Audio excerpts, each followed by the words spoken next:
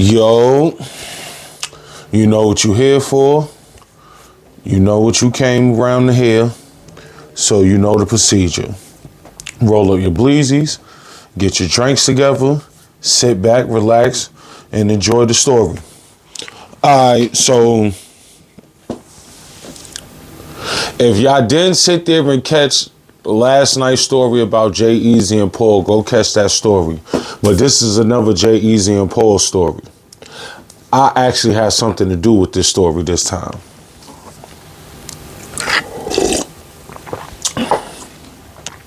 So this story is going to be called The Great Champagne Heist. Alright, the statute of limitations is well over, so I can talk about the story now. So at this point in time, 22. Yeah, I'm 22.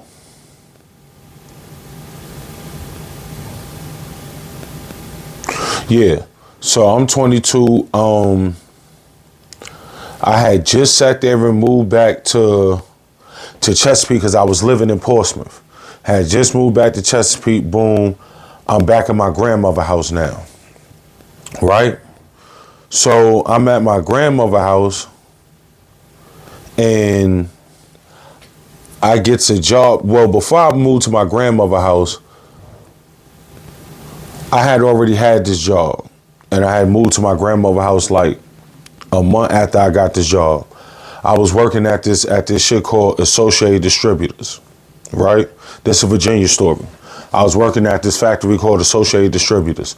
Now, Associated Distributors, they not where it used to be at first, but at the time, Associated Distributors was the largest liquor warehouse in Virginia, liquor distributor in Virginia. So all your beers, your wines, they didn't have seltzer at that time. So all your beers, your wines, your and your liquor, for real, y'all get it from here. I don't care what store you go to. At this time, Food Lion, Walmart, Kroger, most liquor stores, like, they getting their shit from Associated Distributors. So it's two different shifts in Associated Distributors. It's two different shifts that you can work. You can work the morning shift or you can work the afternoon shift. Primarily, everybody that's like, I ain't even going front. They had this shit segregated like a motherfucker. So if you just a regular American, little young black nigga, because it was only black niggas that worked in this shit for real. It was a bunch of females in the front office. It was one big head white dude. He ain't not homophobic, but he was a gay white dude. Nigga head big as a bitch. Nigga was a weirdo, bro. Like, he sit there and really, nigga follow you around type shit and just be staring at you type shit. Like, that nigga was a weirdo. But it was a bunch of niggas that sat there and worked the morning shift. You know what I mean? We was a nice little tight crew. Like, we all used to chill with each other after work and all that. So, and our supervisor was a nigga too. Look, hood nigga got motherfucking gold sluggers in his mouth, and them shits was dingy, but you could tell he had them shits for about a good 15 years. But that was my man Quan.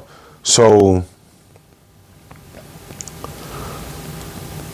we working at this joint. So like I said, it's two shifts. So morning shift is nothing but young black niggas that sit there. We work on one side. We work on the beer and champagne side, the beer, wine, and champagne side. In the afternoon, they hired nothing but Mexicans. Word to, I'm not trying to be funny, not trying to be racist or nothing. They hired nothing but Mexicans. They worked on the liquor side.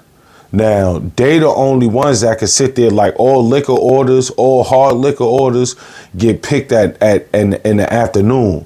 we don't pick them shits. It's once or twice that we barely get to go into the liquor case, and that's if we gotta pick a certain champagne or a certain wine that's above, because if y'all notice, motherfucking beer, wine, champagne, that shit is like a low percentage of alcohol. So all that stays in one side, and all the high percentage alcohol, like which basically makes it like real alcohol, all that shit is in another room. So boom, it was certain times we had to pick certain wines that certain wines or certain beers certain wines, yeah, it was certain beers too. And it was certain champagne that was up there and they was in that other room. But that should be well surveillance cameras everywhere, this, that, and third, boom. And all that shit is locked in behind cages. Everything else is open field. All that shit back there locked behind cages. That shit don't really get opened up until the afternoon when all the Migos pop up. So I had been working this shit for a minute, like, and I ain't even going front. The bros had put me on the motherfucking, like, niggas was sitting there coming out that bitch. Everybody got like 2-3 bottles of champagne. All right, we all going to the hood. You know what I mean? We not even going to Fairfield. We going to the back of the park where the houses is, to the back of Pleasant Park where the houses is at, and we all used to chill at my man crib over there. Boom, this a nigga, I forgot this nigga name, but this a nigga I had went to school with. So we sitting there, we cooling, right? I'm sitting there noticing the play. My man put me on to the play. So I start joining the champagne boys. So nigga, we sitting there just grabbing champagne, and throughout the day, around lunchtime, we sit there, grab a couple of bottles, you know what I mean? Stuff them shits in the pans out. Now at this time, it ain't none of that motherfucking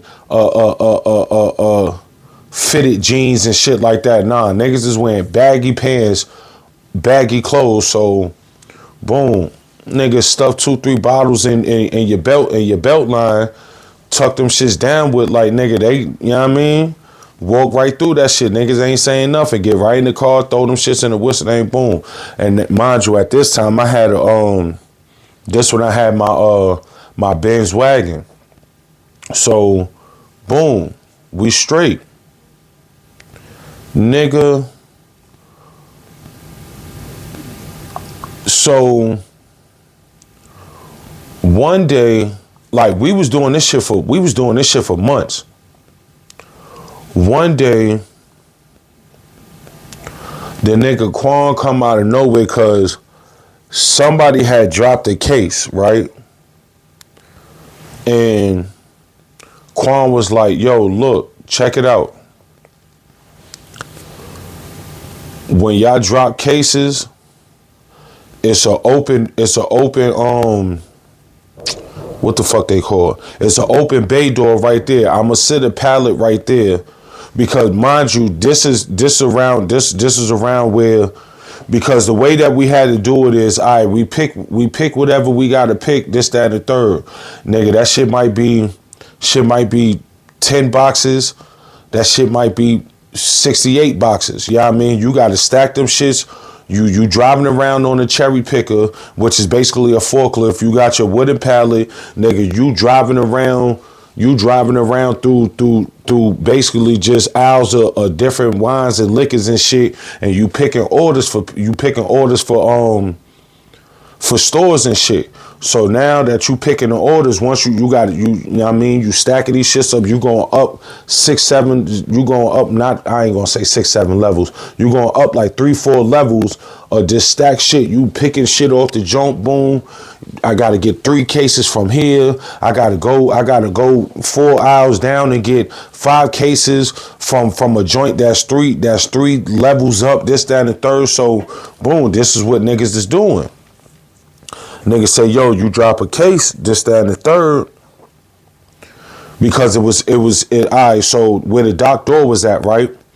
It's 3 dock doors. The first dock door ain't nothing shaking right there. Don't, you know what I mean? That shit don't never open.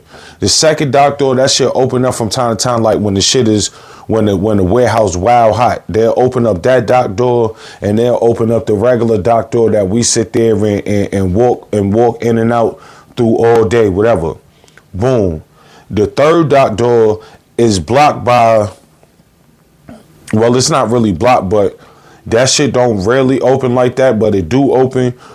But right in front of that, right, like a little bit to the side, it's a motherfucking joint that we sit there, place the pallets on, so we can sit there, plastic wrap the pallets up before they get shipped out or whatever.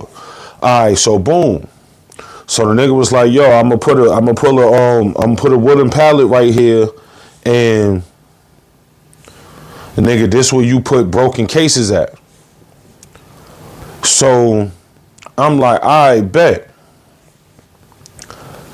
At first, I ain't thinking nothing of it, but then I'm like, "Yo."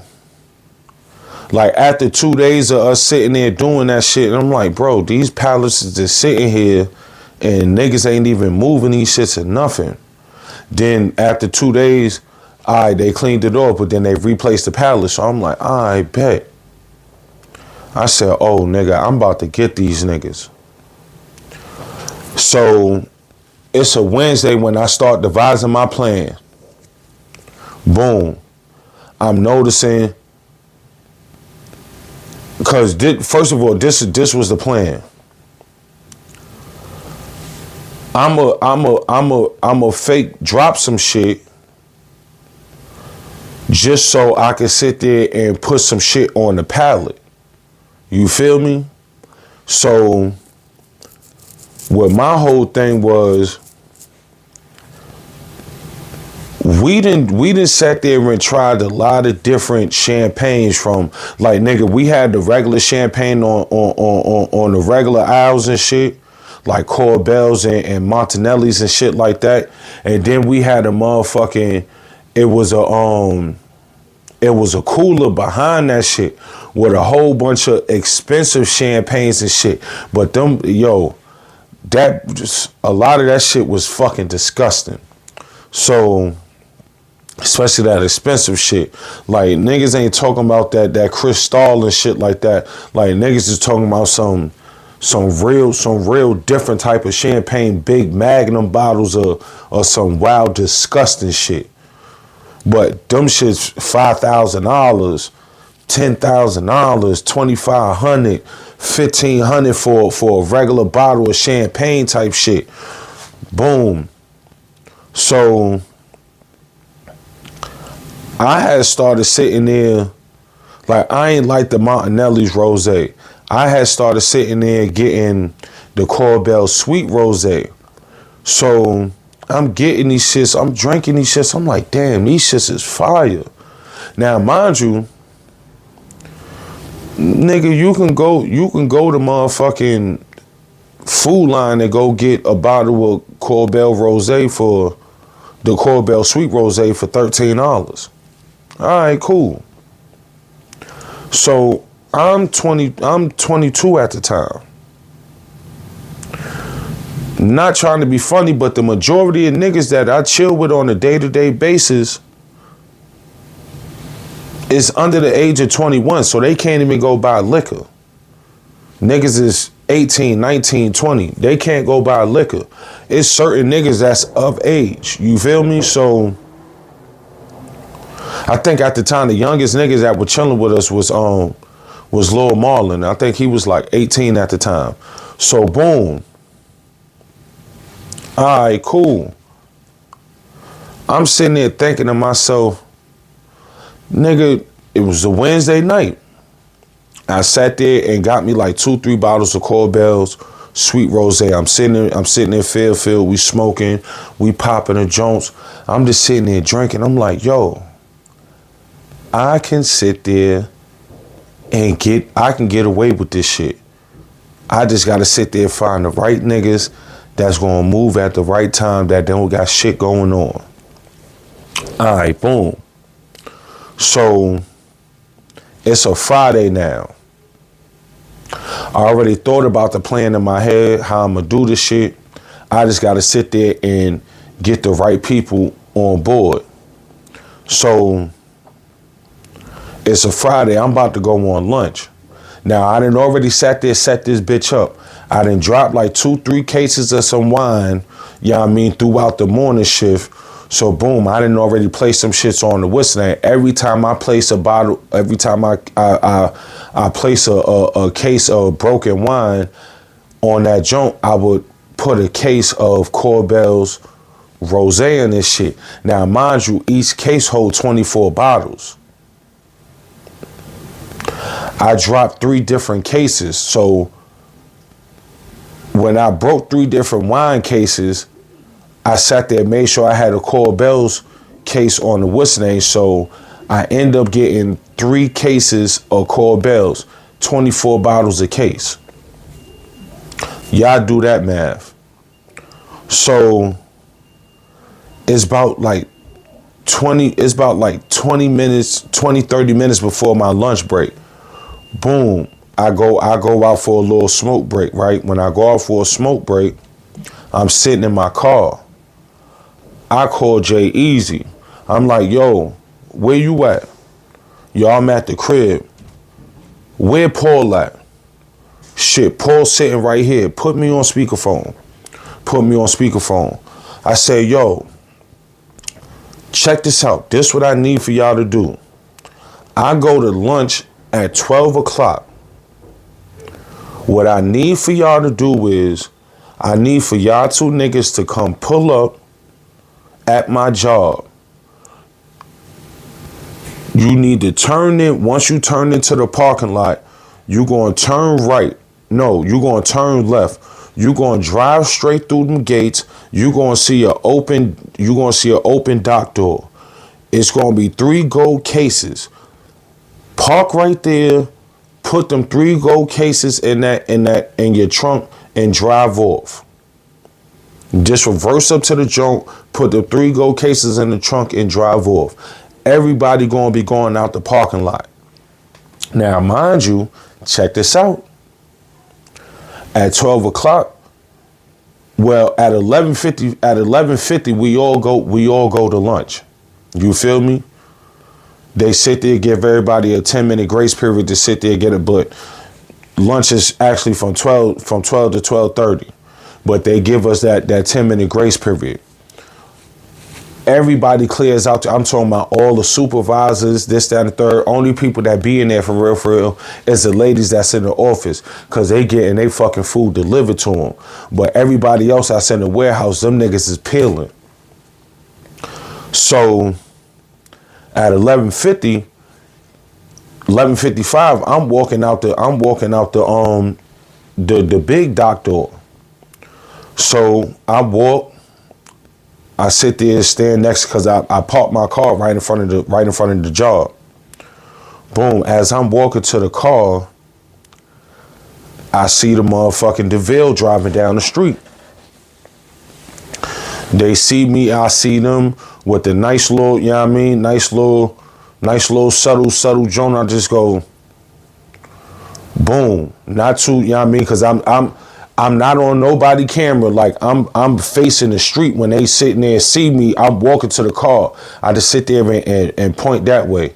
So boom, nigga, they sit there, turn into the joint, into the parking lot. They sit there, drive through the main build. They drive past the main building to the gate. Boom, they slide into the gate. They see the dock door. It's 3 gold cases. Boom, they sit there, grab the 3 gold cases, put them in the trunk, sit there and drive off. I go to lunch. Now, where I work at, the neighborhood right down the street. So when I go to lunch, I basically follow these niggas to the joint. Boom. Follow these niggas to their crib. We drop it off at Jay Easy crib. So I'm like, look, I bet. Good looking, boys. Y'all sit there and, you know what I mean, look, take 2 bottles apiece, this, that, because mind you, these niggas 18, 19. They can't buy no liquor. Here, y'all take 2 bottles apiece, this, that, and the third, good looking. Just hold this shit. I'll be back when I get off of work. I bet. Boom. Matter of fact, I ain't even sit there I ain't even giving the bottles yet. I went over there, made sure that they got the shit, this, that, and the third. I'm like, look, I'll be back off of work. Just put this shit to the side. All right. So nigga like, yo, so what you want me to? I say, yo, look, tell niggas that. I said, matter of fact, this what I did. No bullshit. When I got over there, I cracked one case. Jay Easy had the refrigerator in the motherfucker in the garage. I put a half a case in the refrigerator. I did get them they 2 bottles. I said, yo, Jay Easy, pull 2 bottles a piece in here is for y'all. I don't know if y'all want to move them yet or y'all want to sit there and just let them get cold, but 2 bottles in here is for y'all.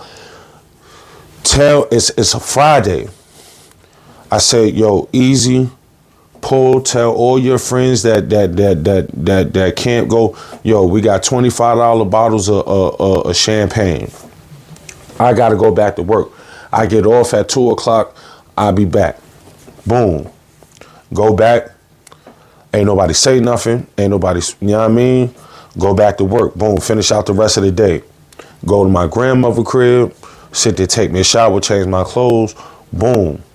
I come back to the spot. When I go to Jay Easy crib, this nigga sitting in the garage smoking a blunt. Yo, what's good? This, that, third, dap him up. Nigga pass me the blunt, we smoking. So I say, yo, Jay Easy, so you did what I asked you to do? He like, hell yeah. To be honest with you, nigga, you already got 4 bottles sold. I said, where the money at? Oh, nah, they about to pull up now. I told them that you'll be here around like 2:30. I end up pulling up around like 2:30, 2:45. So boom, niggas pulled up. All little young niggas, they sitting there, they grabbing, niggas sitting there grabbing bottles, this, that, and the third. Boom. That's after that, I sat there, grabbed the case. I sat there, I went to, I seen my nigga Piff. I say, yo, Piff, you got a cooler?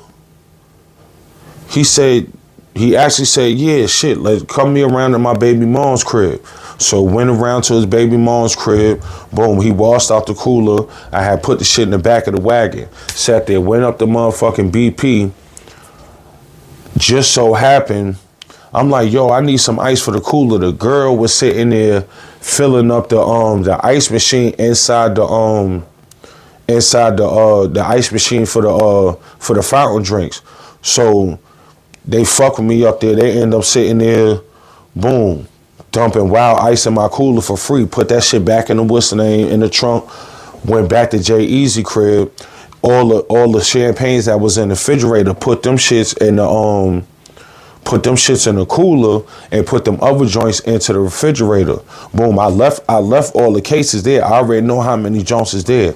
Them niggas got they. I left the 4 champagnes in there for them. Boom, nigga. Next thing I know, I'm moving around the hood selling these shits for $25. Boom. All of a sudden, my nigga Poe hit me up. Yo, what's good? This, that. Nigga, I heard you got some champagne, this, that, third. All right, I'm about to pull up on you. Boom. Yo, this nigga Boogie like, yo, my mom's want some champagne. All right, bro, $25. Yo, that's crazy. You gonna charge your aunt $25 for a bottle of champagne? This, that, and the third block. I'm like, bro. I'm thinking to myself like, yo, my nigga. This my little grind, my little hustle I got going on. Like, how the fuck you gonna sit there like, nigga don't sit there and tell you when niggas don't tell you what to charge niggas when you sit there got, you know what I mean? And you whatever price you putting on whatever you trying to sell. Nigga can't sit there and tell you, yo, you gonna sit there and charge me this and I'm like, bro, come on, bro. So I said, they say, yo, you know what? This what I'm gonna do. I'm gonna do a deal for you. Cause I got wild of these shits and I got them for free. And this is what these niggas are, yo, like, you gonna do that, nigga? You got these shits for free? It don't fucking matter how I got them, bro. Nigga, I got them, my nigga. Fuck is you mean? And you niggas is sitting there drinking off these shits for free, nigga. Like, the fuck is you talking about? So I say, yo, look, check it out. Give me $25. I'm gonna give you 3 of these shits. No, I gave her 2 of them shits for $25. Boom. She gave me the $25. I actually ended up giving her 3. I gave her 3 of them shits. Boom. Still had wild them shits in the cooler. Now, nigga, I'm sitting there driving around the hood, just sitting there selling, I swear, to everything I love. Nigga, we left this joint. We went to the Pleasant Park. I'm selling these shits out the trunk. Boom, we was out Broadline. I sold a couple of shits out Broadline. Like, nigga, I'm just sitting there moving around. I'm moving around my section of Chesapeake, just sitting there getting these shits off. Next thing I know, nigga, fucking around my homegirl, we end up out, I want to say Virginia Beach. Either Virginia Beach or Norfolk. Now, this around the time when we was sitting there fucking around with them Skittles. Nigga, we end up out Virginia Beach or Norfolk at my homegirl's friend house.